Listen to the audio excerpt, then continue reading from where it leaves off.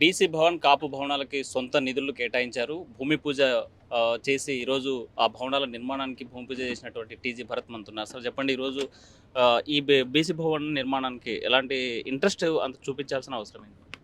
అంటే ఇప్పుడు బీసీ భవన్ అనుకోండి, లేకపోతే కాపు భవన్, ఈ రెండు కూడా మనకి ఎలక్షన్స్ ముందు కానీ 2019 నుంచి 24లో కానీ ప్రజల్ని కలిసేప్పుడు కానీ, లేకపోతే ఈ ఈ కులాల వాళ్ళకి బీసీలు అంటే మీకు ఎన్నో దాని కింద సబ్ డివిజన్స్, సబ్ క్యాస్ట్లు చాలామంది ఉంటారు.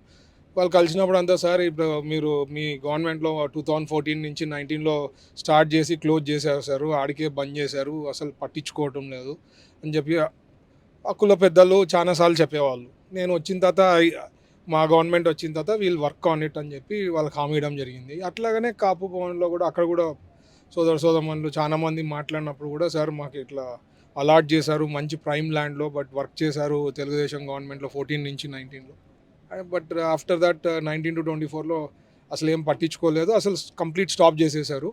మీరన్నా వచ్చిందా గవర్నమెంట్ పైన అంటే దెన్ ఇప్పుడు గవర్నమెంట్ వచ్చింది, lot of issues are there. Institutions అన్నీ అంటే హారిబుల్ చేసేసారు. ప్రీవియస్ గవర్నమెంట్లో ఇది అది అని కాదు, అన్ని ఇన్స్టిట్యూషన్స్ని ఐ మీన్ వర్స్ట్గా చేసేసారనమాట. సో రివైవల్ చేసుకుంటున్నప్పుడు ప్రయారిటీ అనేది ఎన్నోటి ఉన్నాయి. మనకేమో 100 పైన ఉంటాయి ఇష్యూస్.